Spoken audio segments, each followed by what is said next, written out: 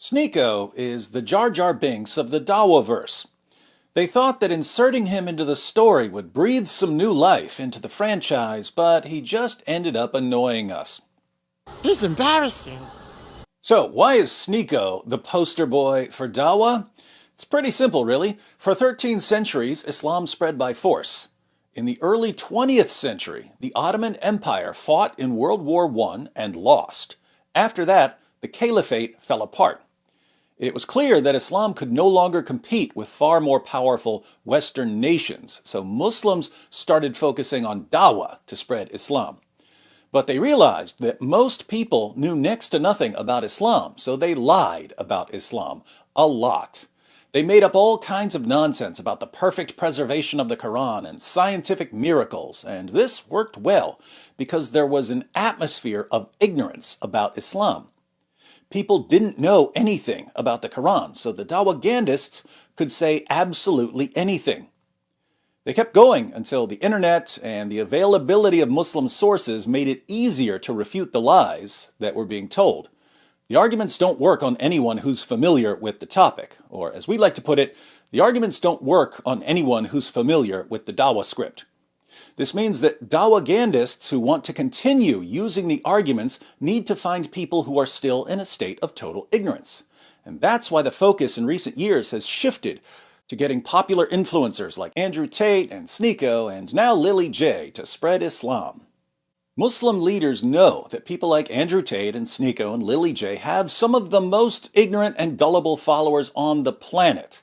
And Muslim leaders know they can get access to these ignorant and gullible followers through the influencers. The goal is to win the race that's going on.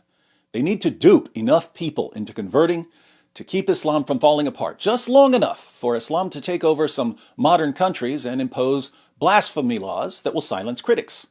Once the critics have been silenced, no one can object to the lies and Islam wins. So that's why they're using Sneako. They want access to his followers, and they want to steer his followers towards the sheikhs who are plotting to subjugate the world. A perfect example here is Sheikh Asim al-Hakim, who advises Muslims to prepare for a time when they'll be able to go door to door, forcing people to either convert to Islam, pay protection money, or be executed. Jihad, linguistically, is to struggle, and technically, it is to fight for the cause of Allah. And what is the reason behind such jihad? Number one, to call them to Islam. It is for da'wah. The jihad is only for da'wah. That is why when Muslims go and conquer the adjacent country, what do? We kill them all? No. The Prophet says, the first thing you do is call them to Islam. If they accept it, leave them. Khalas, they're Muslims. We go. If they refuse, then tell them Allah obliged upon you to pay taxation, jizya. If they refuse, then we have to fight. And if we fight you, then we capture you, you become our slaves, and we take your land, and you take where, because you refuse, I give you two good options. Sneako met with Sheikh Asim, and he quickly learned that he's not allowed to question anything Muhammad said. Here's Sneako's big question for the Sheikh. I've been struggling with this one ever since I read this hadith, which stuff a lot. I have to admit I didn't like when I read it. And the hadith is the Prophet, peace be upon him, he said that the people of Yemen are the best of people. There are hadiths about what Muhammad did to a little girl named Aisha, hadiths about beating women into submission, even beating women until their skin turns green, hadiths about fighting and subjugating unbelievers simply for being unbelievers, and so on, and so on, and so on. But the hadith that really bothered Sneako, due to his perfectly functioning moral compass, was a hadith about the people of Yemen being the best of people. First of all, we as Muslims have to have submission, certainty, no questions asked, no strings attached.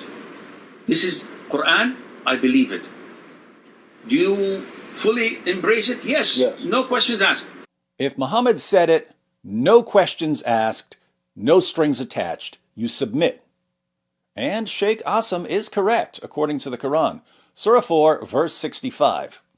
But know, by your Lord, they can have no faith until they make you, O Muhammad, blah, blah, blah, judge in all disputes between them, and find in themselves no resistance against your decisions, and accept them with full submission. Islam means submission, but submission to Allah requires full submission to all of Muhammad's decisions. If you have any resistance against any of Muhammad's decisions, you have no real faith and you're not a Muslim. You have to unquestioningly obey everything Muhammad says.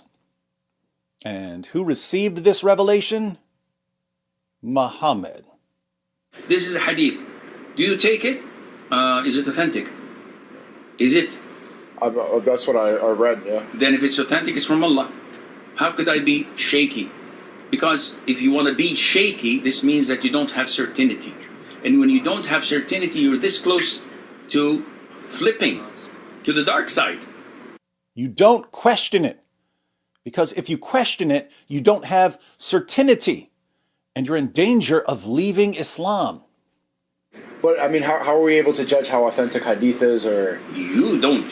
How do you judge whether this neurosurgeon who's going to do a spine cord surgery on you is authentic or not? Judged by opinions of other people. Okay, so by whose people? The professionals. Professionals. So you go to the scholars. That's why I'm asking you. Go to the scholars. Which scholars? Muslim scholars. Don't go to non-Muslim scholars to find out if a hadith is accurate, because non-Muslim scholars are going to give you a very different answer. And I'm not talking about Islamophobic non-Muslim scholars. I'm talking about non-Muslim scholars who defend Islam. What do they think about the reliability of hadiths? Let me quote a passage from Dr. Joshua Little, who's made it one of his life's goals to defend Islam against critics. He's a non-Muslim scholar of hadiths. Here's what he thinks about them. That hadith are unreliable.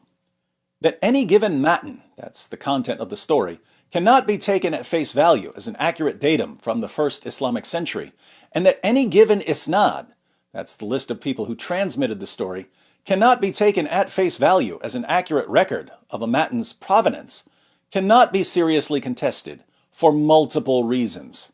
Firstly, there is an overwhelming prior probability based upon the ubiquity of fabrication and pseudepigraphy in late antique and medieval religio-historical, pagan, Jewish, and Christian ascriptions. He's saying that lots of people were fabricating stories during this time. Secondly, there is the high frequency of contradictions within the hadith corpus, which necessitates the occurrence of a huge amount of fabrication, interpolation, and or mutation, and therefore skepticism towards any given hadith. Thirdly, there is the ubiquity of fabrication and interpolation, both reported and demonstrable, in the hadith corpus, which again casts doubt upon the rest of the corpus. Fourthly, there is the rapid, extreme mutation and growth of reports that evidently took place over the course of a century or more of oral transmission, which means that any given matan, regardless of the isnad, is likely at best heavily distorted and at worst obliterated beyond its original form.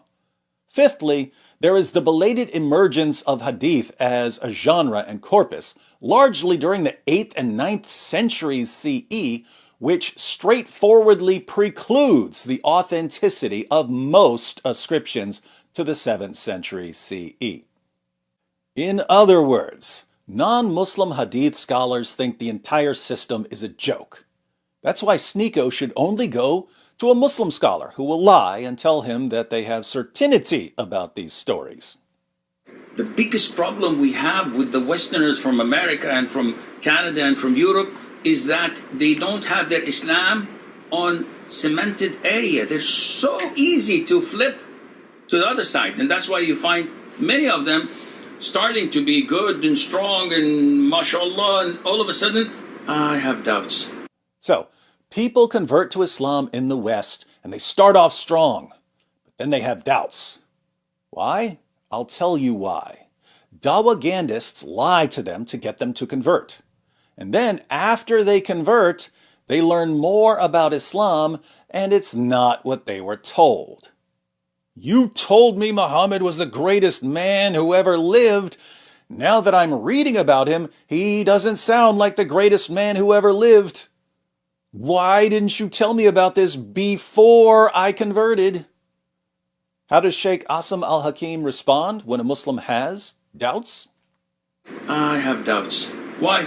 The Prophet married Aisha when she was 9. You're a kafir. If you doubt the Prophet ﷺ for a second, you're a full-fledged kafir. Get the heck out of my house. If you doubt, you're a kafir. But you're a kafir after you converted to Islam, which makes you an apostate.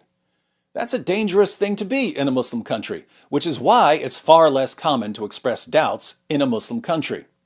So, the local dawagandist tells you that Islam must be true because Muhammad's character was so amazing, and because the Quran has been perfectly preserved, and because the Quran is filled with miraculous scientific insights.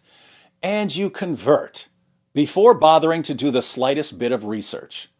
Then eventually you do some reading, you watch some videos, you hear some responses, and you realize that everything the dawagandist told you was complete nonsense. You express your doubts to your local sheikh, and he says, "Get out of my house, you're a kafir." If you're in a Muslim country, you're in trouble. If you're in a Western nation, you'll probably be okay, for now. The long-term goal of Sheikh Asim al-Hakim and the dawagandists is to make it unsafe everywhere to be a kafir or an apostate, so that no one will ever be able to question Islam or express doubts about it. Do you want to live in a world where you have to mindlessly agree with the ramblings of an illiterate 7th century Arabian caravan robber? If you don't, I suggest you recognize that you're in this race too, whether you want to be or not. And this is a race you'd better win.